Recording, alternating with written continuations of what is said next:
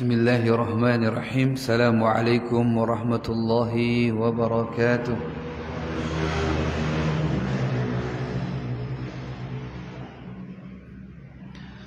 Innal hamdalillah nahmaduhu ta'ala wa nasta'inuhu wa nastaghfiruh wa na'udzu billahi min shururi anfusina wa sayyiati a'malina may yahdihillahu fala mudilla lahu ومن يضلل فلا هادي له أشهد أن لا إله إلا الله وحده لا شريك له وأشهد أن محمدا عبده ورسوله لا نبي ولا رسول بعده قال الله تعالى في كتابه الكريم يا أيها الذين آمنوا اتقوا الله حق تقاته ولا تموتن إلا وأنتم مسلمون وقال يا أيها الناس اتقوا ربكم الذي خلقكم من نفس واحدة وخلق منها زوجها وبث منهما رجالا كثيرا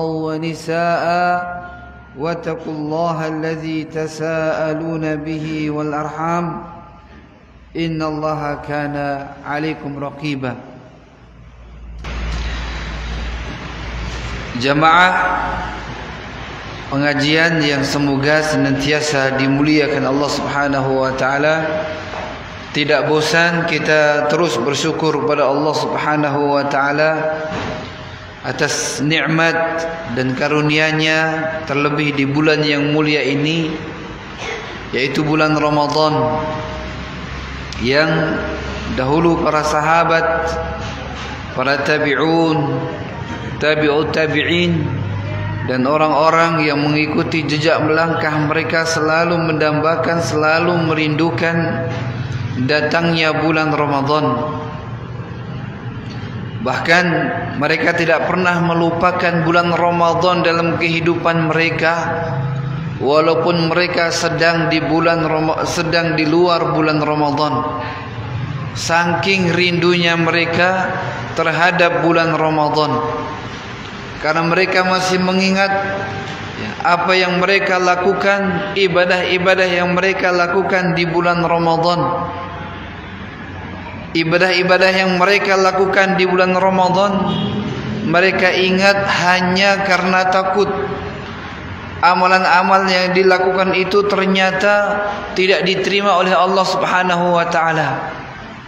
Makanya mereka usai bulan Ramadan, 6 bulan berikutnya mereka berdoa kepada Allah Subhanahu wa taala. Mereka masih mengingat Ramadan yang telah berlalu. Sampai 6 bulan mereka meminta kepada Allah agar puasanya, agar qiyamnya, agar qiraatul Qur'annya dan semua amalan-amalan yang dilakukan itu diterima dan menjadi pahala di sisi Allah Subhanahu wa taala. Sehingga walaupun usai bulan Ramadan, para sahabat masih mengingat bulan Ramadan. Dalam doa-doanya masih ada bulan Ramadan. Kemudian 6 bulan berikutnya sebelum datangnya bulan Ramadan, mereka sudah meminta lagi, memohon lagi kepada Allah Subhanahu wa taala untuk agar umur mereka disampaikan ke dalam bulan Ramadan. Dan ketika mereka mendapatkan bulan Ramadan itu, diberikan taufik oleh Allah Subhanahu wa taala untuk mengisinya. Jadi jamaah yang dimuliakan Allah Subhanahu wa taala, para sahabat dulu, para ulama salaf dulu, mereka betul-betul Ramadan itu terus ada di dalam hati mereka, walaupun mereka sedang di luar bulan Ramadan. Kenapa? Kalau tidak sedang memohon agar amalan Ramadan yang lalu diterima, kalau tidak, pilihan yang kedua, ia meminta agar ia mendapatkan bulan Ramadan yang akan datang. Sekarang kita sedang ada di bulan yang mulia ini, dan ini adalah fadlun azim. Ini adalah kemuliaan, karunia, pemberian Allah Subhanahu wa taala yang besar bagi kita semua. Sehingga tentunya kita harus pandai-pandai memanfaatkan kesempatan yang telah Allah Subhanahu wa taala berikan kepada kita. Jamaah yang dimuliakan Allah Subhanahu wa taala, tentunya sudah masyhur bahwa Allah Subhanahu wa taala itu mensyariatkan puasa. Tujuan tertingginya adalah agar kita umat Islam menjadi hamba yang bertakwa. Sudah kita dengar, dan ayat-ayat tentang ini mesti kita dengar di bulan Ramadan. Allah mewajibkan puasa, endingnya adalah supaya kita menjadi orang yang bertakwa. La'allakum tattaqun. Dan kalau kita preteli, takwa itu sangat banyak sekali. Baik itu dalam segi ibadah, dalam segi akidah, dalam segi akhlak, dalam segi muamalah, semuanya masuk ke dalam lingkup at-taqwa. Pada kesempatan sore hari ini, kita hanya sedikit akan mengambil satu di antara faedah-faedah puasa yang begitu banyak sekali, yaitu sinkronisasi antara puasa dan sabar. Sinkronisasi antara puasa dan sabar. Dalam sebuah hadis yang diriwayatkan oleh Imam An-Nasai dan juga oleh Imam Ahmad, Nabi SAW pernah ditanya an afdalil a'mal.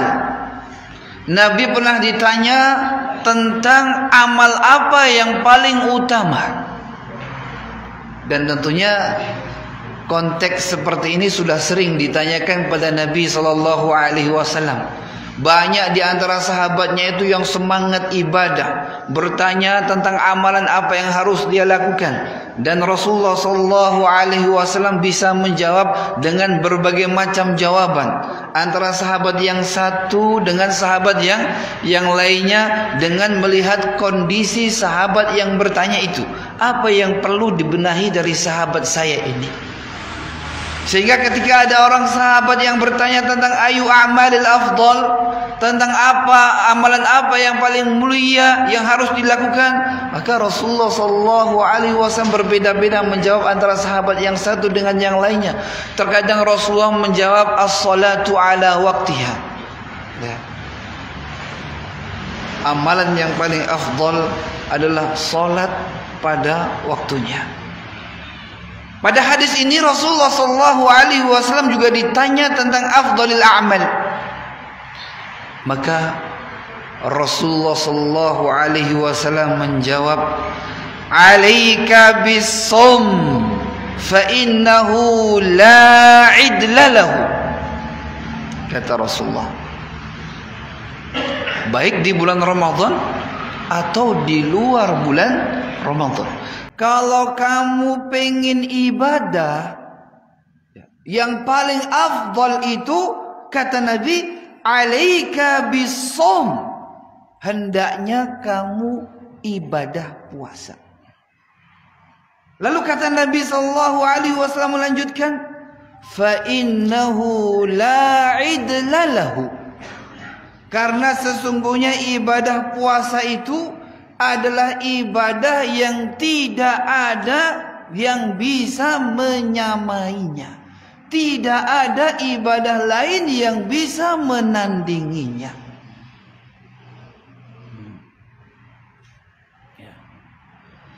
Jamaah yang dimuliakan Allah Subhanahu wa taala, hadis ini Nabi mengatakan, fa inna shaum la 'idla lahu. Kalau kamu pengen ibadah yang paling afdal, ibadah yang paling mulia, biasakan puasa. Kenapa? Karena puasa itu adalah ibadah yang tidak ada tandingannya, kata Nabi SAW. Ini satu hadis ya, yang diriwayatkan oleh Imam An-Nasa'i. Kemudian kalau kita tarik hadis yang lain, sebuah hadis yang diriwayatkan oleh Imam Bukhari dan Muslim, yang ini juga sering disebutkan di bulan yang mulia ini, yaitu bulan Ramadan ya. Nabi mengatakan, menyampaikan dari Allah Subhanahu wa taala, yaitu hadis qudsi. Qala Allah azza wa jalla, Allah Subhanahu wa taala berfirman, kullu amali ibni Adam lahu. Allah mengatakan, kullu amali ibni Adam lahu. Semua amalan yang dilakukan anak keturunan Adam itu lahu, baginya. Maksudnya apa? Anak cucu Adam bisa mengira-ira pahalanya akan seperti apa.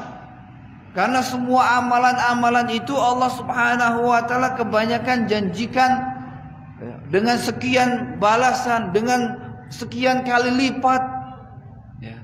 Itu Allah Subhanahu wa taala sebutkan. Baik sedekah seperti dalam Al-Qur'an ya, ataupun baca Al-Qur'an ya. Sebagaimana Nabi katakan, la aqulu alif lam mim harfun.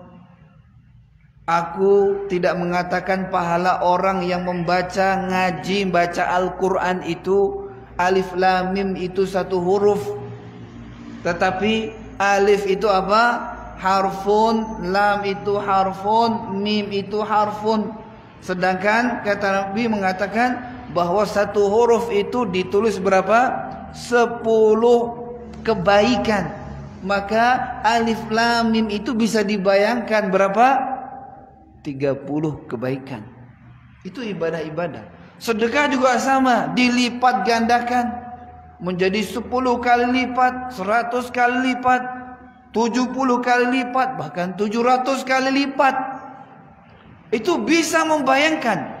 Maka Allah Subhanahu wa taala mengatakan, semua amalan yang dilakukan oleh anak cucu Adam itu kembali kepada anak cucu Adam itu. Dia bisa membayangkan, dia bisa mengira-ira, begitu besar pahalanya, begitu banyak pahala ketika saya melakukan amalan ini, ketika saya melakukan itu. Lalu kata Allah Subhanahu wa taala, illa siyam, kecuali puasa. Kata Nabi, fa innahu li, kalau puasa itu hanya aku yang tahu. Hanya aku. Kalau ibadah-ibadah yang lain dikembalikan pada orang yang melakukannya, bisa mengira-ira. Karena Nabi sudah menjanjikan, Allah sudah menggambarkan, illa siyam, kecuali puasa. Kalau puasa itu kembali kepadaku, kata Allah Subhanahu wa taala. Kemudian disebutkan, dilanjutkan dalam hadis, taraka ta'amahu min ajli wa syahwatahu min ajli. Karena hamba itu meninggalkan makan dan minum hanya untukku, karenaku. Dia meninggalkan syahwatnya karenaku. Jamaah yang dimuliakan Allah Subhanahu wa taala. Ini tentang puasa, di mana dari dua hadis yang tadi saya sebutkan menunjukkan bahwa puasa itu betul-betul ibadah yang tidak ada tandingannya, yang paling istimewa daripada ibadah-ibadah yang lainnya. Sekarang coba kita kembali kepada as-sabr, tentang kesabaran. Kalau yang ngaji di Masjid Al-Kahfi, di Masjid Bakalan Al-Kahfi, Riyadhus Shalihin, insyaallah masih mengingat hadis-hadis tentang kesabaran. Karena kita masih bahas kitab Riyadhus Shalihin dan masih sampai kepada bab as-sabr.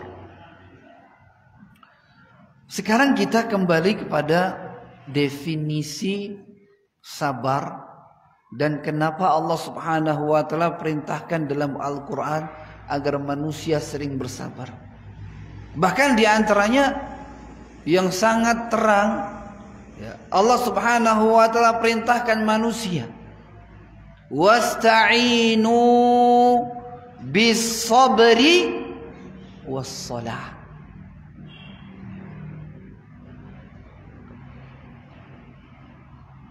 Dalam surat Al-Baqarah, ya, ayat yang ke-45. Atau dalam ayat yang lainnya, ya ayyuhalladzina amanu ista'inu bis-sabri was-shalah. Ya ayyuhalladzina amanu, wahai orang-orang yang beriman, ista'inu, minta bantulah, bis-sabri, dengan kesabaran, was-shalah, dan dengan as-shalah.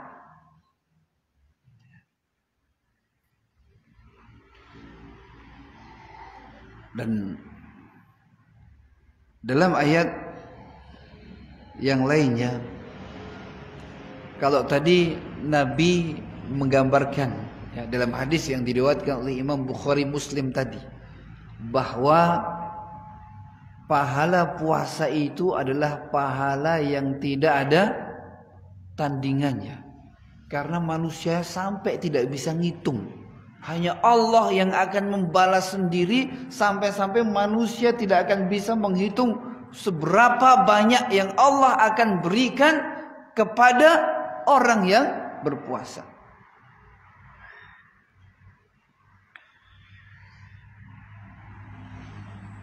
Coba kita lihat, Allah Subhanahu wa taala berfirman,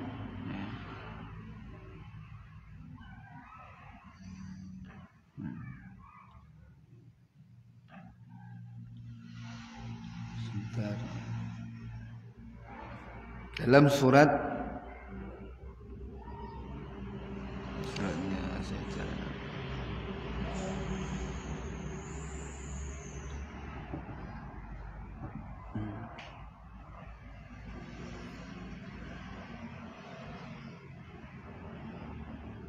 yang juga menjelaskan bagaimana besarnya pahala puasa itu, yaitu dalam surat Az-Zumar ayat yang ke-10. Ya. Surat Az-Zumar ayat yang ke-10. Allah Subhanahu wa taala berfirman, A'udzu billahi minasyaitonir rajim. Qul ya ibadilladzina amanu taqu rabbakum. Potongan ini Allah memerintahkan agar orang-orang yang beriman selalu bertakwa kepada Rabb-Nya. Perintah kepada Nabi Muhammad untuk mengajak umatnya. Qul ya ibadilladzina amanu taqu rabbakum lilladzina ahsanu fi hadhihi dunya hasanah wa ardullahi wasi'ah innama yuwaffas sabiruna ajrahum bighairi hisab. Coba kita korelasikan ayat ini dengan hadis tentang puasa.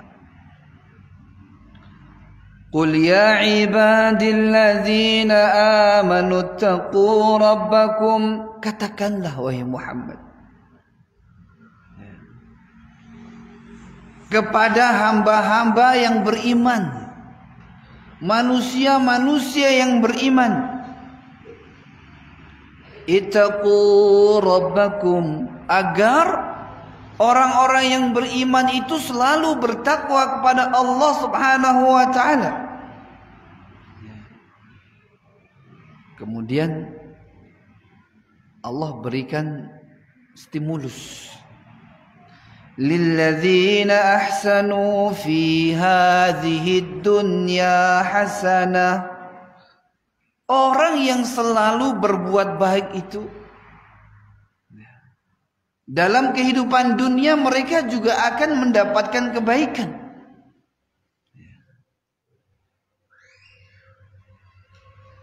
Dan pula kelak di akhirat mereka akan mendapatkan kebaikan. Wa ardullahi wasi'ah. Dan ketahuilah bahwa bumi itu luas. Maksudnya apa? Kita diperintahkan oleh Allah untuk bertakwa. Ketika kita di sini susah untuk bertakwa, pindah ke tempat yang lainnya. Yang kita dimudahkan untuk bertakwa. Itulah yang disebut dengan hijrah. Ya. Ketika kita susah lingkungannya untuk bisa bertakwa di tempat ini, maka ardullahi wasi'ah. Bumi Allah itu luas. Ketika kita ada kerjaan yang seakan-akan gak ada kerjaan kecuali ini, yang mana kerjaan itu adalah kerjaan yang haram, minimalnya syubhat, ardullahi wasi'ah. Bumi Allah itu luas. Bertakwalah kepada Allah, jangan takut. Bumi Allah itu luas. Kemudian Allah di akhir dalam surat Az-Zumar ayat yang ke-10 ini mengatakan, innama yuwaffas sabiruna ajrahum bighairi hisab. Sesungguhnya Allah itu akan penuhi pahala orang-orang yang bersabar itu bighairi hisab. Apa artinya bighairi hisab? Tanpa ada hitungan. Jamaah yang dimuliakan Allah Subhanahu wa taala. Coba sekarang dalam Al-Qur'an ya, satu-satunya amalan ibadah yang pahalanya tidak ada hitungannya adalah apa? As-sabr. Orang bisa bersabar. Sebagaimana dalam ayat ini, innama yuwaffas sabiruna ajrahum bighairi hisab. Ini kata Allah Subhanahu wa taala. Kemudian kata Allah Subhanahu wa taala juga, tapi bukan dalam Al-Qur'an, hanya saja kata Allah Subhanahu wa taala yang disebutkan oleh Rasulullah sallallahu alaihi wasallam dengan lafadznya, yaitu yang disebut dengan hadis qudsi, ya, maknanya dari Allah Subhanahu wa taala, kemudian diutarakan oleh Nabi dengan lafadznya, itulah yang disebut dengan hadis qudsi. Ya. Kalau Al-Quran itu maknanya dari Allah Subhanahu wa ta'ala, lafadznya juga begitu dari Allah Subhanahu wa ta'ala. Makanya disebut dengan kalamullah. Ya. Al-Quran kalamullah. Memang huruf-hurufnya seperti itu dari Allah. Nabi Muhammad tidak ada merubah sedikit pun, tidak mengurangi sedikit pun. Ya.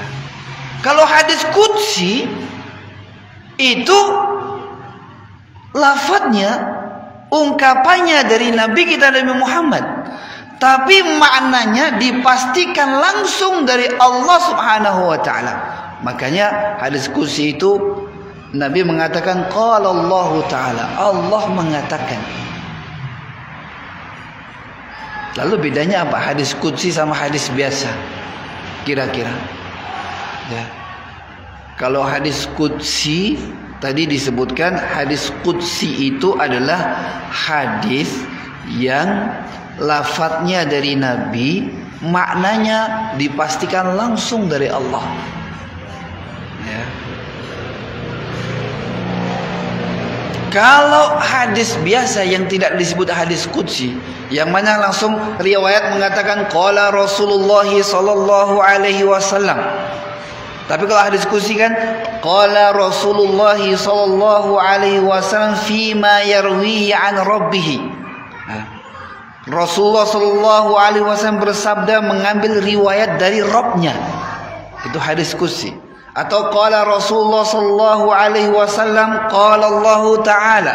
Rasulullah sallallahu alaihi wasallam bersabda, Allah Subhanahu wa taala berfirman.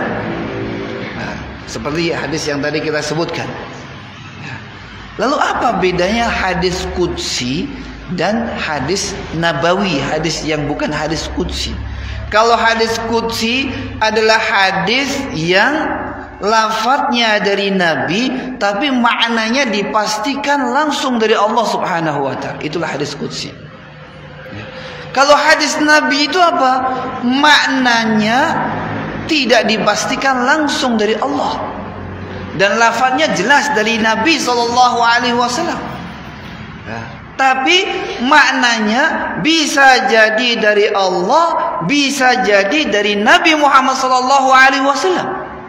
Yang diikrarkan, didiamkan, dibenarkan oleh Allah Subhanahu wa taala. Sedangkan apa yang diucapkan Nabi sallallahu alaihi wasallam selama Allah Subhanahu wa taala tidak menegurnya, maka itu menjadi apa? Wahyu. Wa ma yantiqu 'anil hawa in huwa illa wahyun yuha. Nabi sallallahu alaihi wasallam tidak pernah berbicara dengan hawa nafsunya. Apa yang diucapkan Nabi itu semuanya berdasarkan wahyu. Berdasarkan wahyu, yang pertama memang Allah dulu yang menurunkan maknanya, kemudian Nabi mengucapkan. Atau kemudian ikrar dari Nabi sallallahu alaihi wasallam yang kemudian didiamkan oleh Allah Subhanahu wa taala, yang akhirnya itu pula menjadi wahyu. Sehingga hadis yang bukan nabawi itu disebut dengan hadis nabawi atau tidak disebut qala Allah taala, karena tidak bisa dipastikan runtutannya itu apakah dari Allah langsung pada Nabi Muhammad atau Nabi Muhammad mengucapkan sesuatu yang dibenarkan oleh Allah Subhanahu wa taala. Kalau hadis qudsi maka pasti maknanya dari Allah Subhanahu wa taala. Dalam hadis qudsi yang tadi Allah mengatakan kullu amali ibni adam lahu illa shiyam. Kemudian di akhirnya mengatakan ana ajzi bihi. Maksudnya apa? Aku sendiri yang akan membalasnya dengan tanpa hitungan. Dalam hadis qudsi Allah mengatakan ibadah yang tidak ada hitungan pahalanya itu adalah apa? Puasa. Dalam Al-Quran ibadah yang tidak ada hitungan pahalanya itu adalah apa? As-sabr. Berarti kalau kita pikir-pikir, di situ ada sesuatu yang tersirat, yang ingin disampaikan oleh Allah Subhanahu wa taala, bahwa antara puasa dan sabar itu memiliki hubungan yang sangat erat sekali. Antara puasa dan sabar itu memiliki hubungan yang sangat erat sekali.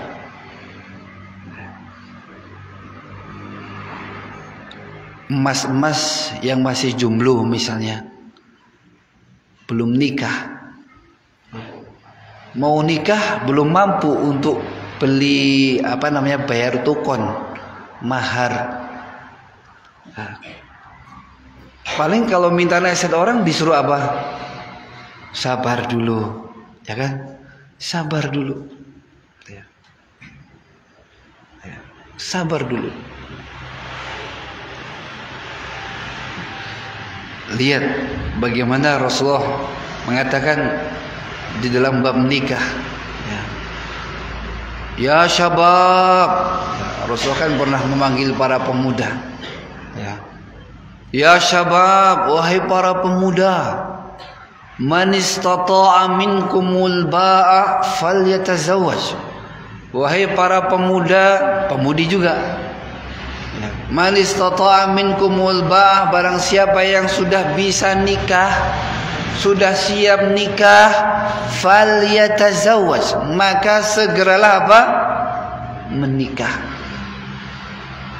Segeralah menikah.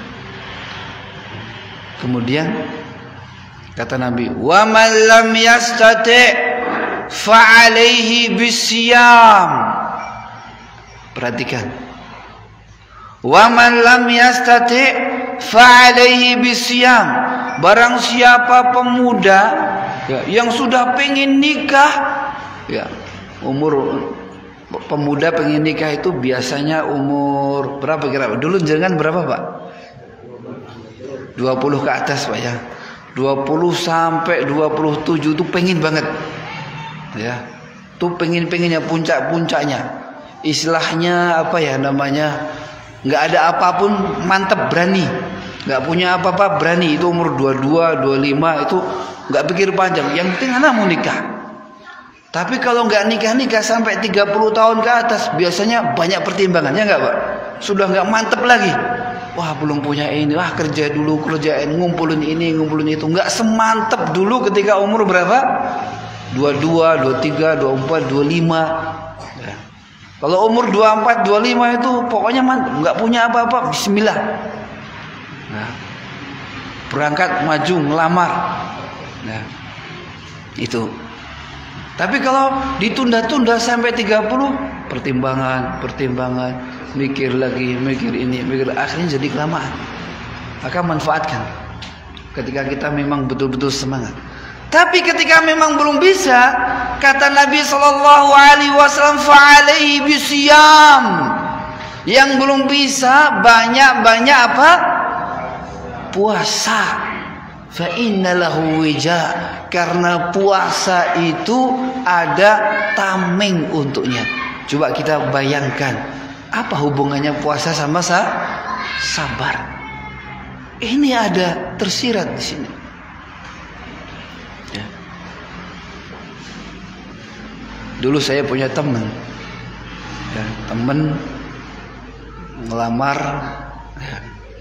ngelamar perempuan, datang dia ke orang tuanya.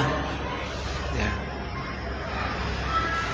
Dia ungkapkan ketika dia melamar, diungkapkan apa yang dia mau ya, kepada orang tuanya. Tapi ya biasa, namanya orang tua dari anak biasanya punya banyak bahasa diplomatis. Ya. Kalau cocok, dia akan mengatakan mungkin dengan bahasa tertentu. Kalau tidak cocok itu juga nggak mungkin langsung akan mengatakan apa? Oh, saya tidak bisa, saya tolak. Biasanya dengan bahasa yang lain. Ketika datang, kamu umur berapa? Sekian. Sudah pun nikah? Iya, makanya saya datang ke sini. Oh, sudah, kamu banyak-banyak puasa dulu saja. Itu, wah, ini berarti alamat apa ini? Sudah, terima kasih. Saya pulang dulu, saya nanti puasa Pak, gitu. Ya. Maksudnya apa? Ya, ada maksud di situ. Maksudnya ketika memang sudah pengen nikah, ya, dan belum ada tempatnya, suruh bersabar, sabar dulu. Di antaranya dengan puasa. Ya. Jamaah yang dimuliakan Allah Subhanahu wa taala. Ketika Allah Subhanahu wa taala berfirman, ya ayyuhallazina amanu ista'inu bis-sabri was-salah. Innallaha ma'as sabirin.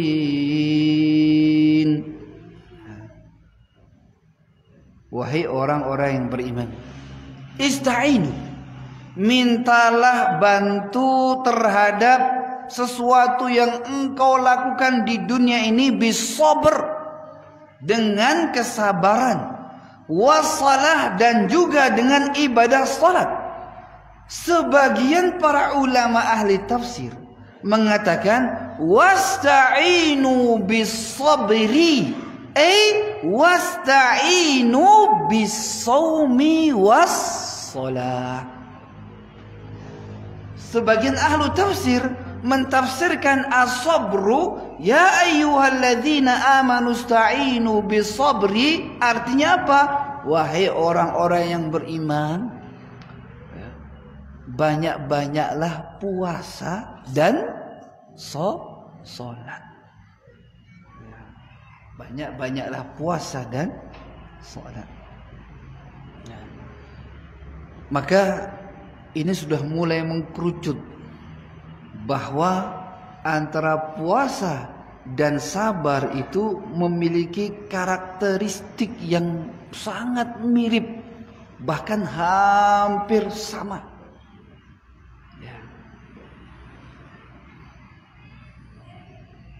Sehingga para ulama salaf mengatakan as-shaumu nisfus sabr. Para ulama mengatakan as-shaumu nisfus sabr. Apa artinya? Puasa itu setengahnya kesabaran. Coba bapak-bapak, ibu pikir, mana yang lebih luas dari ungkapan para ulama? As-shaumu nisfus sabr. Mana yang lebih luas dari dua ibadah itu? Sabar lebih luas atau puasa lebih luas? Sabar yang lebih luas, lebih mencakup kepada banyak hal. Para ulama mengatakan as-shaumu nisfus sabr. Puasa itu separuhnya kesabaran.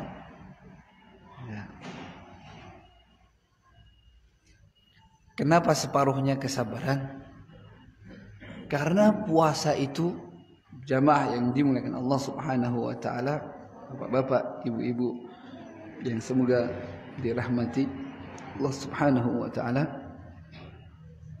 saum, puasa secara syariat itu tuntutannya dianggap sah kapan?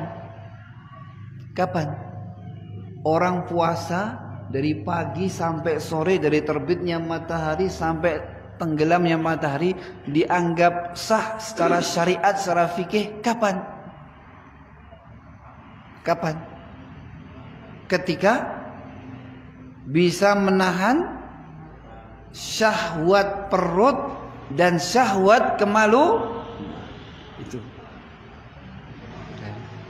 Syahwat perut dan syahwat kemaluan itu dianggap sah secara fikih. Ketika Allah Subhanahu wa taala berfirman, ya ayyuhallazina amanu ista'inu bis-sabri was-salah innallaha ma'as-sabirin. Wahai orang-orang yang beriman, ista'inu, mintalah bantu terhadap sesuatu yang engkau lakukan di dunia ini bis-sabr, dengan kesabaran, wassalah, dan juga dengan ibadah salat. Sebagian para ulama ahli tafsir mengatakan wasta'inu bis-sabri, wasta'inu bis-shaumi was-salah. Sebagian ahlu tafsir mentafsirkan as-sabru, ya ayyuhalladzina amanu sta'inu bis-sabri, artinya apa? Wahai orang-orang yang beriman, banyak-banyaklah puasa dan sholat. Banyak-banyaklah puasa dan sholat. Maka ini sudah mulai mengkerucut bahwa antara puasa dan sabar itu memiliki karakteristik yang sangat mirip, bahkan hampir sama.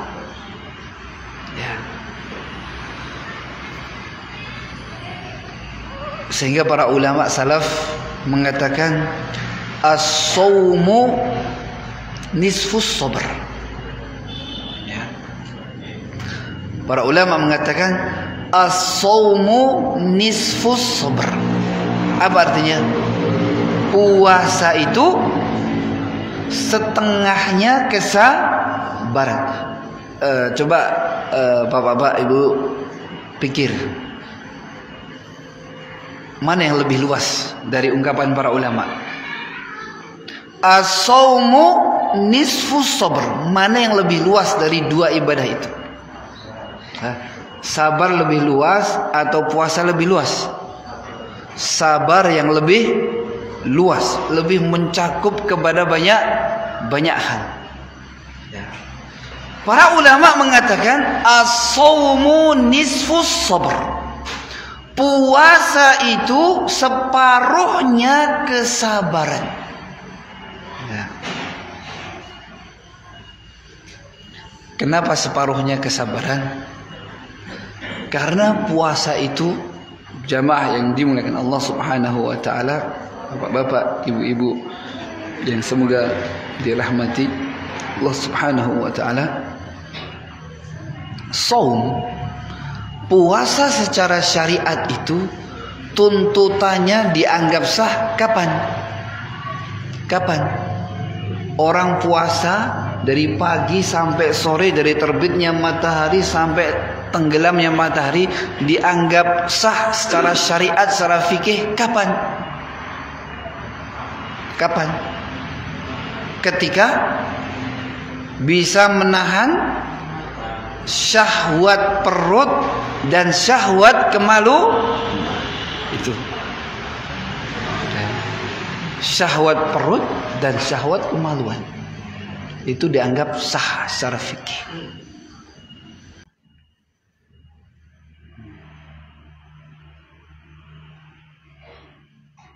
Dan tidak kepada syahwat-syahwat yang lain.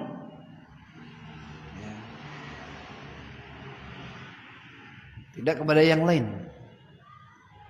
Kalau sabar itu dituntut untuk betul-betul menahan semua keinginannya. Yang keinginannya itu akan menyelesaikan syariat.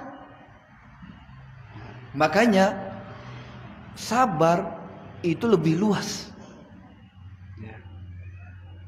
Sabar itu dituntut orang yang memilikinya agar bisa menahan amarahnya.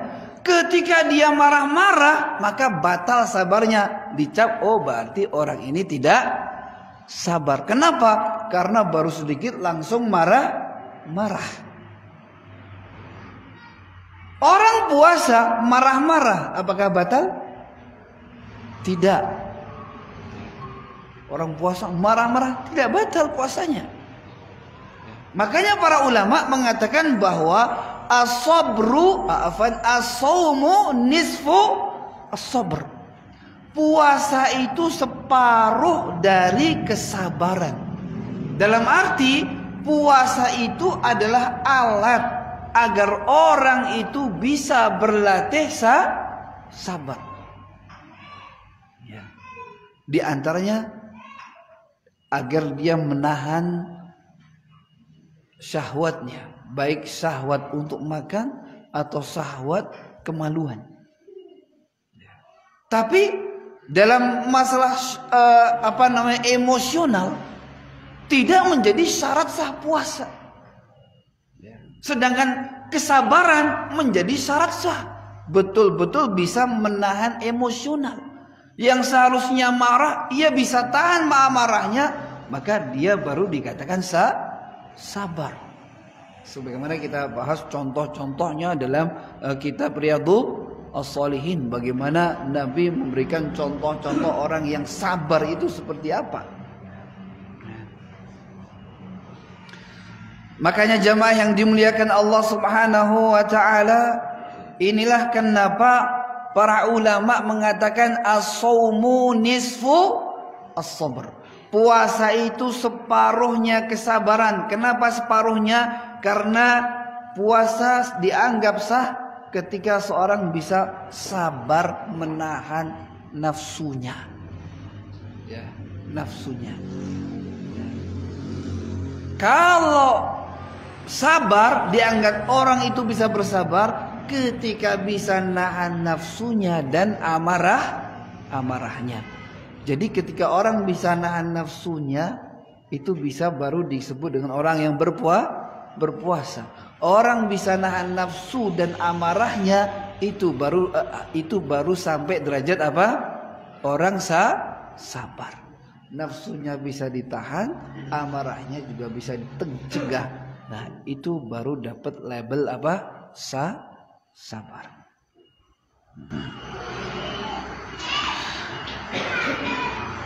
Maka puasa itu bisa kita tarik kesimpulan adalah madrasah agar kita itu bisa menjadi hamba yang penyabar. Ya. Walaupun secara syariat fikih yang dituntut itu hanya menahan nafsu saja, tapi secara pahala Allah juga tuntut agar semuanya berpuasa. Lisan kita berpuasa, bersabar. Tangan kita berpuasa, bersabar. Kaki kita berpuasa, bersabar. Allah Subhanahu wa ta'ala berikan stimulus yang lainnya. Walaupun puasanya tidak batal dengan melakukan misalnya marah-marah, ataupun tangannya bermaksiat, ataupun matanya bermaksiat, tapi Allah janjikan ketika orang itu bisa berpuasa semuanya, maka pahalanya akan sempurna. Ya, maka dalam hadis pun jelas, ya. فَإِذَا كَانَ يَوْمُ صَوْمِ أَحَدِكُمْ فَلَا يَرْفُثْ يَوْمَئِذٍ. Nah, inilah kita dituntut untuk berlatih sabar ketika kita puasa.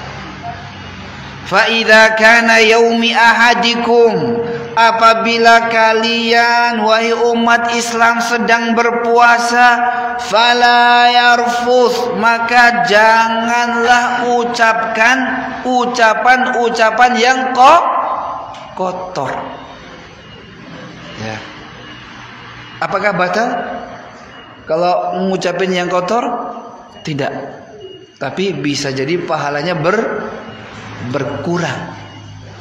Di sini Allah sedang mengajari manusia untuk naik derajat sabar dengan cara kita berpuasa. Ya.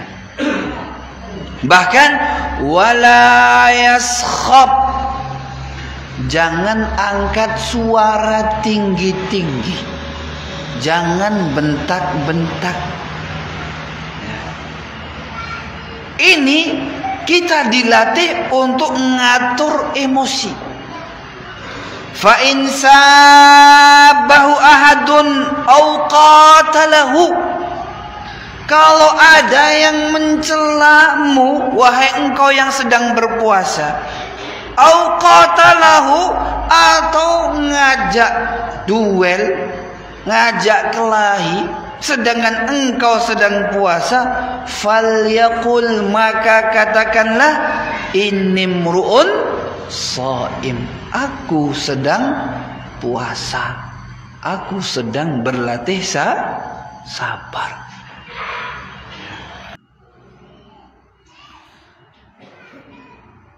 Maka puasa itu bisa kita tarik kesimpulan adalah madrasah agar kita itu bisa menjadi hamba yang penyabar. Ya. Walaupun secara syariat fikih yang dituntut itu hanya menahan nafsu saja, tapi secara pahala Allah juga tuntut agar semuanya berpuasa. Lisan kita berpuasa, bersabar. Tangan kita berpuasa, bersabar. Kaki kita berpuasa, bersabar. Allah Subhanahu wa ta'ala berikan stimulus yang lainnya. Walaupun puasanya tidak batal dengan melakukan misalnya marah-marah, ataupun tangannya bermaksiat, ataupun matanya bermaksiat. Tapi Allah janjikan ketika orang itu bisa berpuasa semuanya, maka pahalanya akan sempurna. Nah, maka dalam hadis pun jelas, ya. Fa idza kana yaumu shaumi ahadikum fala yarfus yauma idzin. Nah, inilah kita dituntut untuk berlatih sabar ketika kita puasa. Fa idza kana yaumi ahadikum, apabila kalian wahai umat Islam sedang berpuasa, fala yarfus, maka janganlah ucapkan ucapan-ucapan yang kotor. Ya. Apakah batal kalau mengucapin yang kotor? Tidak. Tapi bisa jadi pahalanya berkurang. Di sini Allah sedang mengajari manusia untuk naik derajat sabar dengan cara kita berpuasa. Ya. Bahkan wala yaskhab, jangan angkat suara tinggi-tinggi, jangan bentak-bentak. Ini kita dilatih untuk mengatur emosi. Fa in sabahu ahadun au qatalahu, kalau ada yang mencelamu wahai engkau yang sedang berpuasa, au qatalahu, atau ngajak duel, ngajak kelahi sedangkan engkau sedang puasa, falyaqul, maka katakanlah, innimruun shaim, aku sedang puasa, aku sedang berlatih sabar. Jamaah yang dimuliakan Allah Subhanahu wa taala, maka akhirnya kita pada sampai kepada titik kesimpulan terakhir, ya, bahwa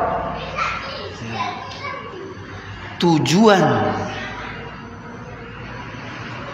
atau di antara tujuan paling tinggi disyariatkannya puasa itu adalah melatih umat Nabi Muhammad untuk bisa bersabar. Itu intinya. Sabar dalam 3 hal sudah kita ketahui. Sabar dalam melaksanakan apa? Taat. Sabar dalam meninggalkan maksiat. Sabar dalam menerima takdir. Itu semuanya ada di dalam puasa. Ya, semuanya ada di dalam puasa. Semuanya ada di dalam puasa. Sabar dalam meninggalkan maksiat, kita hati-hati terus untuk tidak membatalkan puasa kita, menjaga lisan kita, menjaga mata kita. Sabar dalam berbuat ketaatan. Ketika kita beribadah puasa, kita berusaha menghiasi puasa kita dengan zikir, dengan baca Al-Quran, bahkan dengan qiyamul lail. Itu qiyamul lail itu Masya Allah melatih kita untuk bersabar. Yang biasanya sholat 2 rakaat 5 menit, kadang-kadang ikut yang 10 menit, kadang yang 15 menit.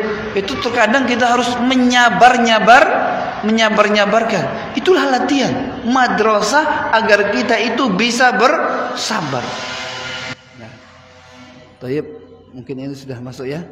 Nah, kita tutup sampai di sini. Jadi kita sudah sampai kepada intinya bahwa di antara tujuan besar disyariatkannya puasa adalah agar kita menjadi orang yang bisa bersabar. Wallahu ta'ala a'lam bishawab. Semoga kita termasuk orang-orang yang bersabar dan orang-orang yang meraih pahala sabar dengan puasa kita, sehingga ibadah kita termasuk di antara ibadah-ibadah yang Allah Subhanahu wa taala berikan ganjaran tanpa ada hitungan, tanpa ada timbangan, tapi itu ada di sisi Allah Subhanahu wa taala. Semoga bermanfaat. Kita tutup dengan doa kafaratul majlis. Subhanakallahumma wa bihamdika asyhadu an la ilaha illa anta astaghfiruka wa atubu ilaik. Assalamu alaikum warahmatullahi wabarakatuh.